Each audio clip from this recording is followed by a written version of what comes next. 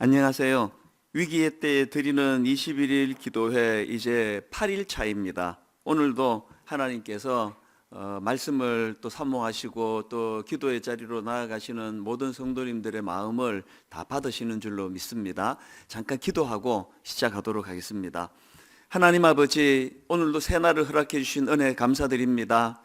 이른 아침 혹은 오전 시간 혹은 하루를 마무리하는 저녁 시간, 하나님 그 삶의 현장 혹은 가정의 한 자리에서 하나님을 예배하며 기도하는 우리 성도님들의 그 소중한 정성을 주님이 기쁘게 받으시고 주님 은혜로 인도하여 주시옵소서. 시종일관 인도해 주시기 원하옵고 예수님 이름으로 기도드립니다. 아멘. 오늘 말씀은 느헤미야 4장입니다. 느헤미야 4장 13절부터 23절까지 말씀입니다. 제가 가진 성경으로 구약 731페이지에 있습니다. 느헤미야 4장 13절부터 23절까지 우리 한 절씩 교독해서 읽도록 하겠습니다. 13절입니다. 내가 성벽 뒤에 낮고 넓은 곳에 백성이 그들의 종족을 따라 칼과 창과 활을 가지고 서 있게 하고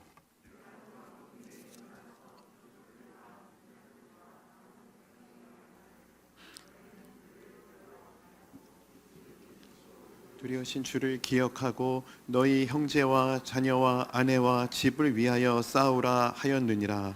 우리의 대적이 우리가 그들의 의도를 눈치챘다 함을 들으니라. 하나님이 그들의 꾀를 패하셨으므로 우리가 다 성에 돌아와서 각각 일하였는데 그 때로부터 내 수와 사람들의 절반은 일하고 절반은 갑옷을 입고 창과 방패와 활을 가졌고 민장은 유다 온 족속의 뒤에 있었으며 성을 건축하는 자와 짐을 나르는 자는 다 각각 한 손으로 일을 하며 한 손에는 병기를 잡았는데 건축하는 자는 각각 허리에 칼을 차고 건축하며 나팔 부는 자는 내 곁에 섰었느니라. 내가 귀족들과 민장들과 남은 백성에게 이르기를 이 공사는 크고 넓으므로 우리가 성에서 떨어져 거리가 먼적 너희는 어디서든지 나팔 소리를 듣거든 그리로 모여서 우리에게로 나아오라. 우리 하나님이 우리를 위하여 싸우시리라 하였느니라. 우리가 이같이 공사하는데 무리의 절반은 동틀 때부터 별이 나기까지 창을 잡았으며 그때에 내가 또 백성에게 말하기를 사람마다 그 종자와 함께 예루살렘 안에서 잘 지는 밤에는 우리를 위하여 파수하겠고 낮에는 일하리라 하고 같이 읽습니다. 나나 내 형제들이나 종자들이나 나를 따라 파수하는 사람들이나 우리가 다 우리의 옷을 벗지 아니하였으며 물을 기르러 갈 때에도 각각 병기를 잡았느니라. 아멘. 어제 우리는 우리가 하나님 주신 꿈과 비전을 가지고 나아가려고 움직이면 방해하는 적들도 따라 움직인다는 그런 말씀을 살펴보았습니다. 그리고 대적자들의 공격 목표는 두 가지인데요. 부정적인 생각 퍼뜨리기, 또 하나는 그 마음에 두려운 마음 심어주기, 이런 것들이 공격 목표라고 말씀을 드렸습니다. 그리고 이런 외부에서의 공격만이 아니고 내부에서도 시간이 지날수록 이제 동요가 일어나고 흔들림이 심해질 수 있는 이런 어려움이 있을 수 있다. 이 말씀들을 어제 함께 나누었는데요. 자, 그렇다면은 이제 오늘은 그 대안을 좀 더 깊이 있게 말씀을 나누어 보기를 원합니다. 이런 외부의 공격과 내부의 동요를 어떻게 하면은 잠재울 수 있는가? 저는 이 질문에 대한 답으로 집중력이라는 단어를 가지고 설명하기를 원합니다. 이건 집중력의 문제다. 다시 말해서 이 무엇에 집중할 것이냐의 문제라고 생각을 합니다. 제가 이런 생각을 하면서 오늘 본문을 쭉 묵상하다가 시편 62편 말씀이 떠올랐는데요. 왜냐하니까 이 시편 62편의 저자인 다윗도 지금 공격당하고 있는 그런 상황이 공통점이기 때문에 그렇습니다. 먼저 시편 62편 3절 한번 보시겠습니까? 넘어지는 담과 흔들리는 울타리 같이 사람을 죽이려고 너희가 일제히 공격하기를 언제까지 하려느냐. 이 3절에 보니까 지금 다윗도 느헤미야와 그 백성들이 경험했던 것과 똑같이 대적하는 자들에게 공격을 당하고 있는 것을 볼 수 있는데요. 그런데 제가 이 시편 62편이 참 의미가 있다고 생각하는 이유가 뭐냐 하니까 똑같이 지금 공격을 당하고 있는 이 다윗의 모습을 잘 살펴보니까 이런 외부의 공격이 있을 때 어떻게 대처해야 되는지에 대한 답이 여기에 담겨져 있더라는 것입니다. 우선 저는 그 답이 1절, 2절에 나와 있다고 보는데요. 자, 시편 62편 1절입니다. 나의 영혼이 잠잠히 하나님만 바라며 나의 구원이 그에게서 나오는도다. 여러분 1절에 우리말 성경에는 이게 생략이 되어 있는데요. 사실은 이 히브리어로는 이 아크라는 단어로 시작을 하는데 이 아크라는 단어는 오직이라는 뜻입니다. 그 시편 62편 1절은 오직 아크 오직 나의 영혼이 잠잠히 하나님만 바라며 2절에도 같은 내용이 나오지 않습니까? 오직 그만이 나의 반석이시요 나의 구원이시요 나의 요새이시니 내가 크게 흔들리지 아니하리로다. 적들이 공격할 때 내부에서 내 안에서 마음이 요동될 때 이게 집중력의 문제라 그러지 않았습니까? 사단의 공격은 우리의 집중력을 흐트려 놓는 거거든요. 그랬을 때 이 아크, 오직 이 집중력의 문제 아닙니까? 하우 주석에 보니까 여기 나오는 이 아크라는 단어는요, 이 문장을 강조하거나 혹은 앞과 대조되는 다른 내용을 전개할 때 사용되는 단어가 이 아크라는 단어라는 겁니다. 이것과 관련한 내용을 몇 구절 읽어드리겠습니다. 우리는 시편 기자가 아크라는 단어를 통해 다른 사람들과 다른 주장이나 생각을 전개하려 한다는 의도를 엿볼 수 있다. 예를 들어 시편 기자가 오직 아크, 오직 하나님만 의지한다는 말은 다른 사람들은 그렇게 생각하지 않는다는 사실을 전제로 한다. 이게 참 의미 있는 설명 아닙니까? 예수 믿는 저와 여러분이 꿈과 비전을 가지고 달려갈 때 오늘 본문의 느헤미야와 백성들이 겪었던 것 같은 이런 외부의 공격을 당할 수 있는데 보통 이런 공격을 당할 때 세상 사람들은 흔들려 버리고 거기에 마음이 무너져 버리고 도중에 포기해 버리고 이런 일이 일어난다면 이 아크라는 단어를 통해 하나님이 주시고자 하는 메시지는 뭐냐면은 너희는 그런 세상 사람들의 모습과는 다르게 나가야 된다. 그 비결이 아크라는 데 있는데 오직이라는 단어 속에서 하나님을 더 집중해서 하나님을 의뢰하고 바라보라는 겁니다. 그런 맥락으로 1절 2절을 다시 한번 곰곰이 한번 살펴보십시오.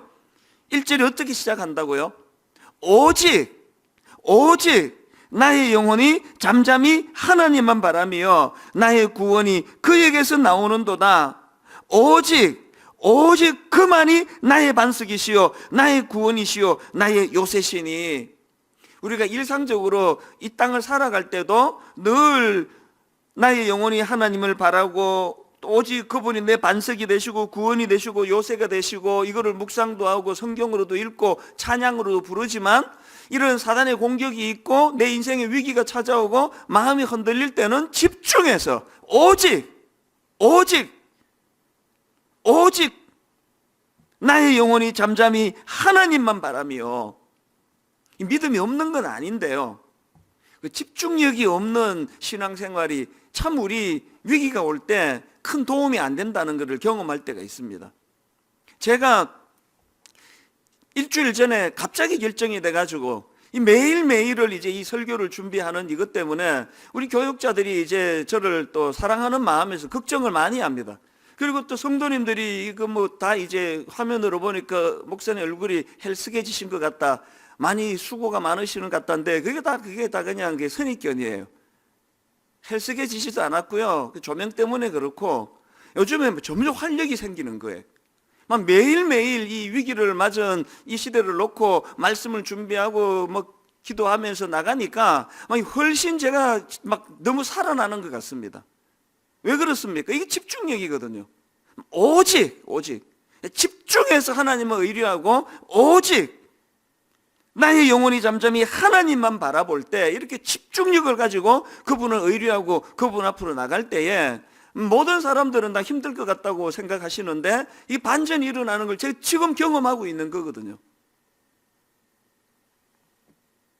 그런가 하면은 또 7절과 8절에도 그런 내용이 나옵니다. 나의 구원과 영광이 하나님께 있으며 내 힘의 반석과 피난처도 하나님께 있도다. 백성들아 시시로 그를 의지하고 그의 앞에 마음을 토하라. 하나님은 우리의 피난처시로다. 계속 강조하지 않습니까? 원하지 않는 코로나 바이러스가 온 나라를 쑥대밭이 만들어 버렸습니다. 원하지 않는 코로나 바이러스로 교회 문은 닫혀 있고 주일날 예배 드리러 갈 수도 없는, 이건 위기 중의 위기예요. 일제 악한 일제 강점기 이후로 성도들이 자기 교회를 마음대로 갈 수 없었던 이런 일이 이게 처음 아닐까요? 이런 위기가 있을 때 끌려가지 말자는 거예요. 끌려가지 말고 지금이야말로 오직 집중력을 다하여, 오직 주님을 바라볼 때 집중력을 다하여 주님을 의지할 때에 대반전이 일어난다는 걸 경험하자는 겁니다. 오늘 본문에서 느헤미야가 보여주는 해법도 마찬가지입니다. 그렇게 외부의 공격이 있을 때 느헤미야가 어떤 해법을 제시합니까? 백성들에게. 느헤미야 4장 14절입니다. 내가 돌아본 후에 일어나서 귀족들과 민장들과 남은 백성에게 말하기를 너희는 그들을 두려워하지 말고 지극히 크시고 두려우신 주를 기억하고 너희 형제와 자녀와 아내와 집을 위하여 싸우라 하였느니라. 어제 말씀드렸잖아요. 대적하는 자들의 공격의 목표 중에 하나가 두려움을 심어준다는 거. 부정적인 말을 퍼뜨려가지고 백성들 마음에 부정적인 생각으로 두려움이 가득하도록 만드는 게 그 대적하는 자들의 공격 목표니까, 느헤미야가 백성들에게 권하는 말씀이 뭡니까? 남은 백성들에게 말하기를 너희는 그들을 두려워하지 말고 지극히 크시고 두려우신 주를 기억하며. 이게 집중력의 문제 아닙니까?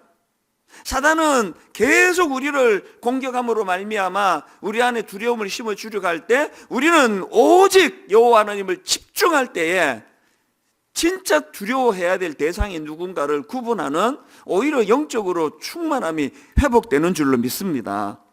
그래서 여러분 막 그 부정적인 말에 자꾸 마음이 가고 그런데 끌려가고 할 때는 이제 내가 하나님께 집중해야 될 때구나. 그래서 제가 기자들 얘기를 들어보니까요, 기자들은 자기가 쓴 기사 밑에 댓글을 안 읽는데요.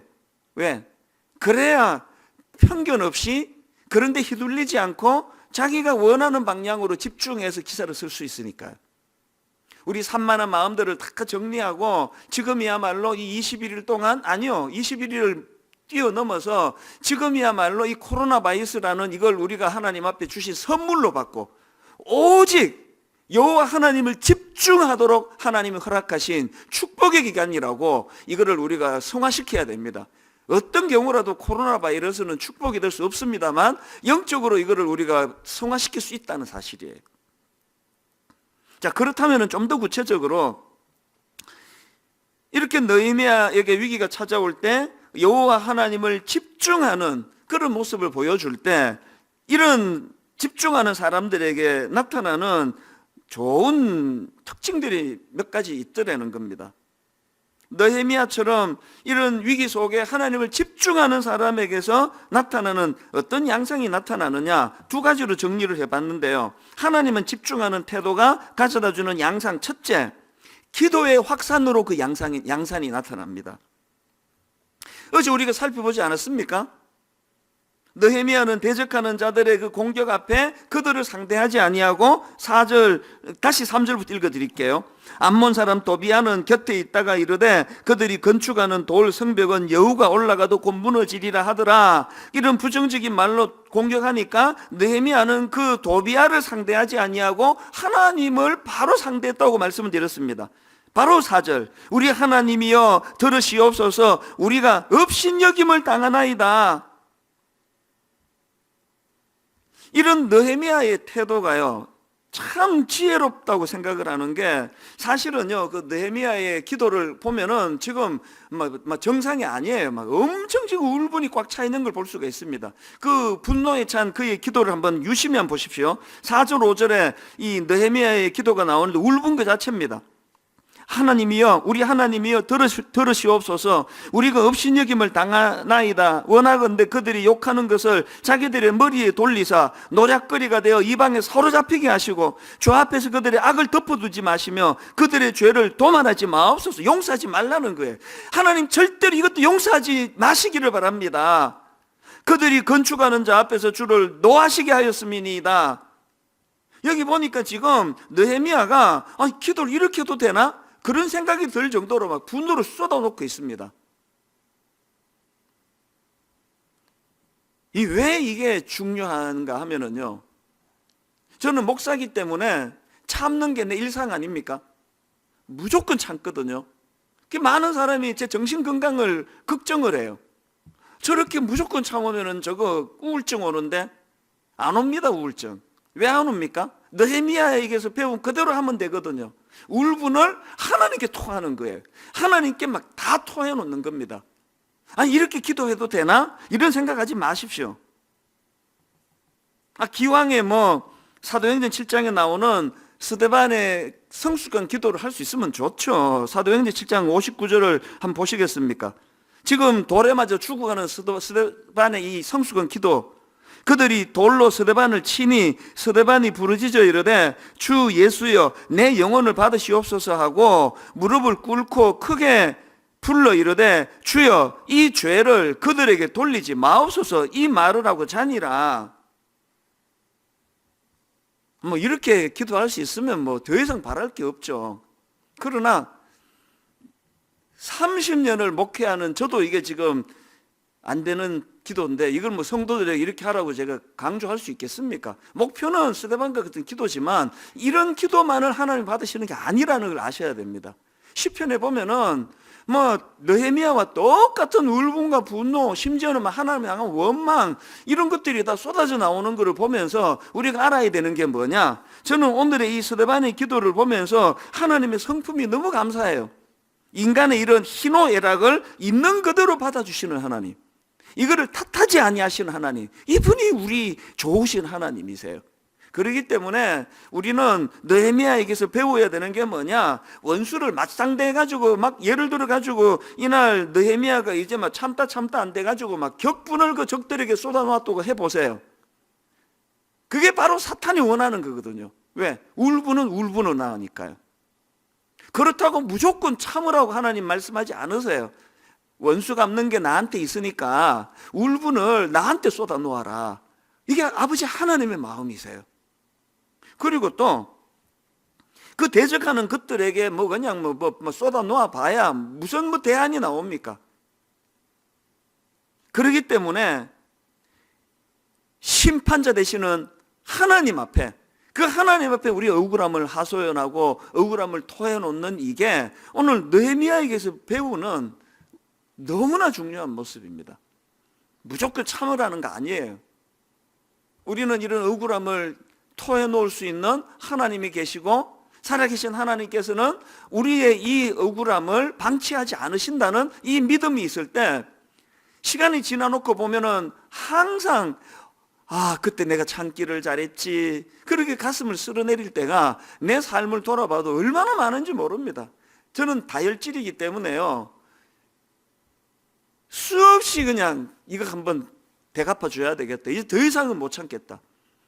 사실 우리 부교역자들이 말려가지고 그 직전까지 갔다가 참은 적도 몇 번이나 됩니다. 그러고는 이제 시간이 지나고 보면은 그때 참기를 잘했지, 그때 참기를 잘했지.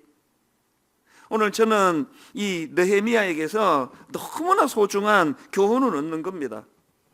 여러분, 누가 우리를 괴롭힐 때 우리는 그 문제를 가지고 하나님 앞으로 나아가야 된다. 이게 어제 우리가 살펴본 내용인데요, 오늘은 더 은혜스러워요. 느헤미야가 이렇게 적들이 자기들을 대적할 때 맞상대하지 않고 하나님 앞에 기도로 나갔더니 그 기도가 어떻게 확산이 됩니까? 4절 5절에서 느헤미야가 하나님께 집중하며 기도의 자리로 나아갔더니 9절을 한번 보십시오. 9절 앞에 먼저 7절 8절입니다. 산발락과 도비아와 아라비아 사람들과 암몬 사람들과 아스도 사람들이 예루살렘 성이 중수되어 그 허물어진 틈이 메꾸어져 간다 함을 듣고 심히 분노하여 다 같이 꾀하기를 예루살렘으로 가서 치고 그곳을 요란하게 하자 하기로. 그랬더니 백성들의 반응이 느헤미야와 똑같은 거예요. 바로 그 다음 9절, 우리가 우리 하나님께 기도하여. 막 그대로 카피한 것 같아요. 그대로 따라하는 거 아닙니까? 산발락과 도비아와 아라비아 사람들과 암몬 사람들과 아스도 사람들, 이제는 그냥 떼거지로 몰려와가지고 그렇게 협박하고 조롱하고 비난하고 있을 때 그거를 맞상대하면은 뭐 그냥 뭐 다 상처받을 텐데요. 백성들은 그들을 맞상대하지 않고 9절에서 우리 하나님께 기도하며,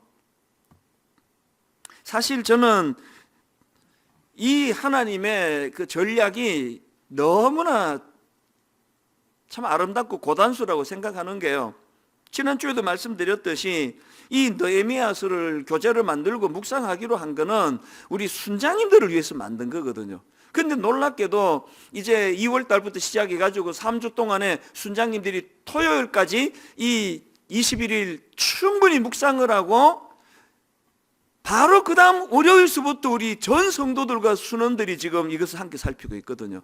어떤 제 머릿속에서 이거를 계획하고 계산하고 그렇게 나온 거 아닙니다. 제 목회는 항상 우발적인 거예요.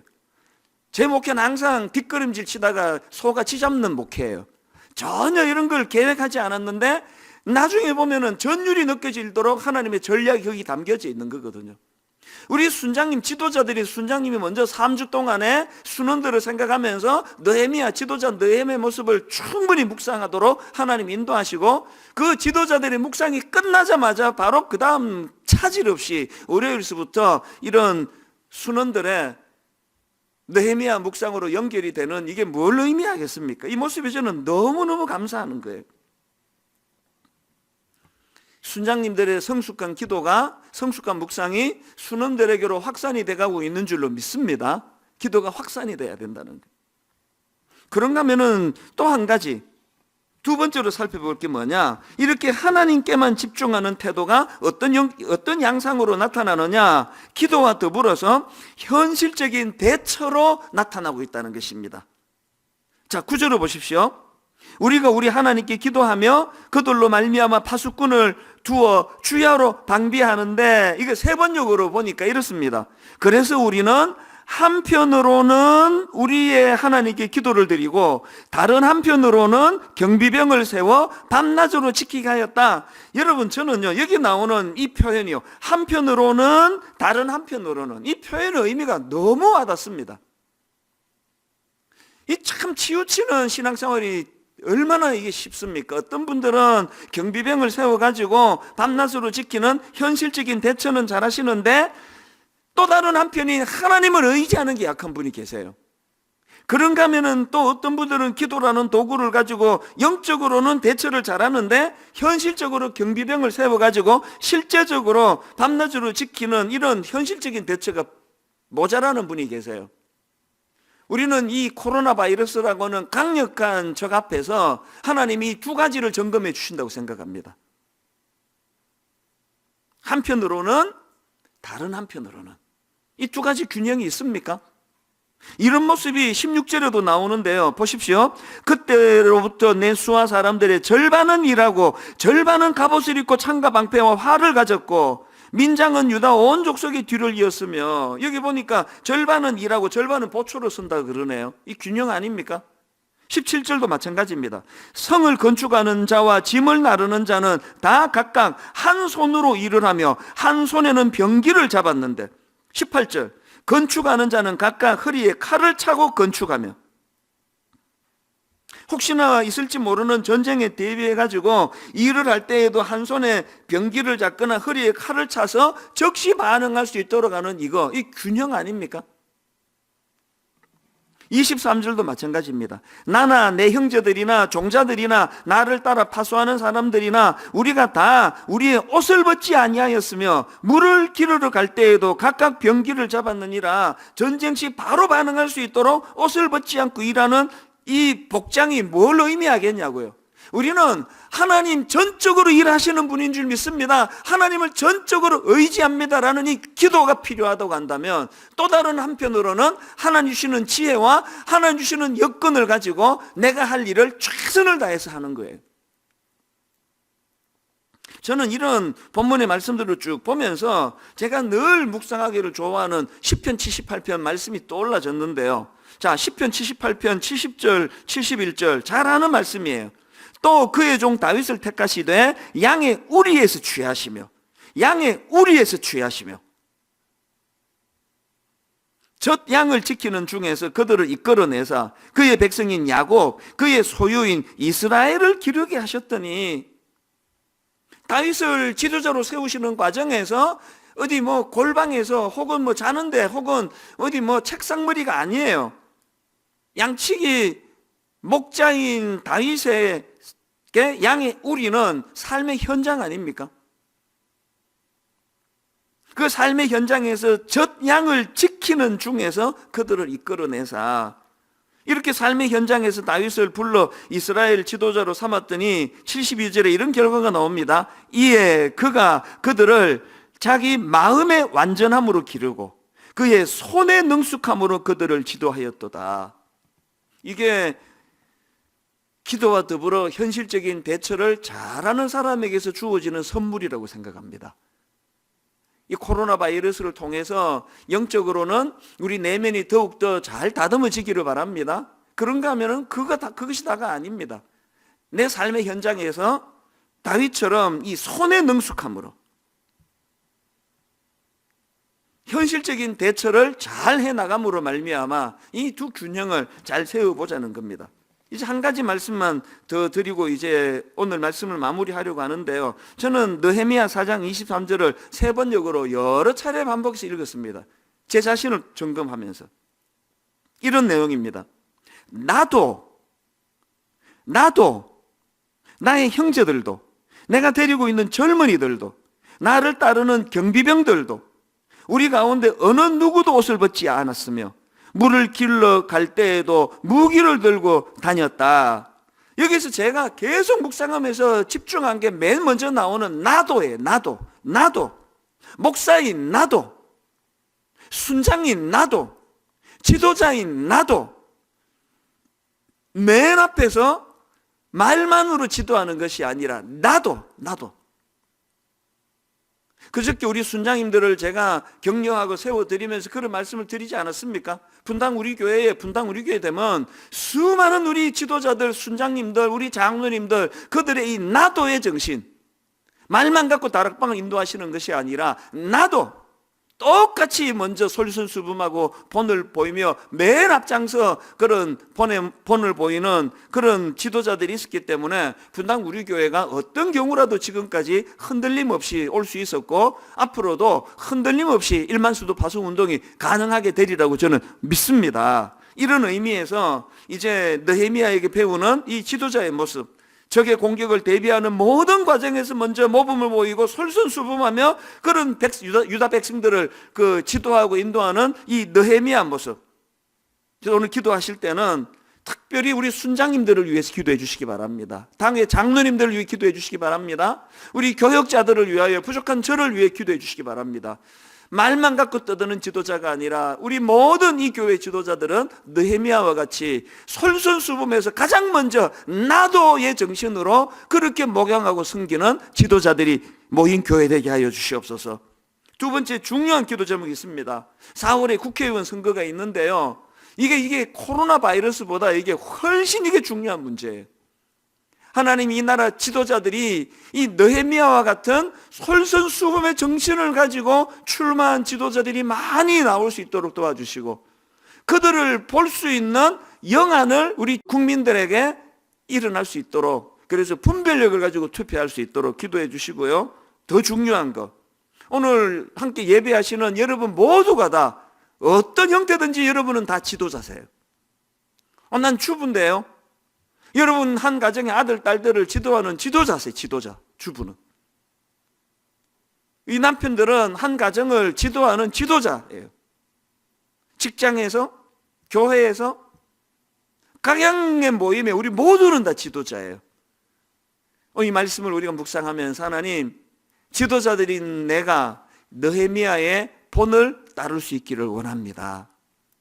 오늘 우리 찬양팀 인도하는 찬양을 같이 드리면서도 이 생각을 늘 묵상을 하시면서 찬양을 부르시고요. 그리고 이후에 기도할 때도 이 마음을 가지고 하나님, 우리 아들이 나 같은 엄마를 만난 것, 이런 지도자를 만난 것, 우리 아이들에게 참 복이 될 수 있도록 아버지, 부모된 우리를 깨우쳐 주시기 원합니다. 분당 우리 교회 담임하는 저는 내내 드리는 기도가 이겁니다. 하나님, 우리 성도님들이 이 무능한 지도자 만난 이것 때문에 혼란을 겪지 않도록 저는 질그릇과 같이 초라한 인간이 오니 내 안에 보배 되시는 예수 그리스도가 드러날 수 있도록 오늘 이 문제를 가지고 우리 가정을 위하여, 교회를 위하여, 또 한국 사회를 위하여 함께 기도하는 시간을 갖게 되시기를 바랍니다. 이 시간 주신 말씀 생각하며 함께 찬양하길 원합니다. 다윗과 같이 오직 주님만 바라보길 원합니다. 이 믿음의 결단을 이 찬양으로 함께 고백합시다. 우리 자매님들이 함께 고백합시다. 나의 영혼이 잠잠히 나의 영혼이 잠잠히 하나님만 바라이요 나의 구원이 그에게서 나는 도다. 형제님들이 고백합시다. 나의 영혼아, 나의 영혼아 잠잠히 하나님만 바라라. 나의 소망이 저에게서 나를 우리 함께 고백합시다. 오직 주만이 나의 반석 나의 구원이시니 오직 주만이 나의 산성 내가 요동치 아니하리. 나의 영혼이 간절히 나의 영혼이 간절히 여호와를 갈망하며 나의 입술이 여호와를 찬양하리. 나의 영혼이 즐거이 나의 영혼이 즐거이 여호와를 따르리니 나의 평생에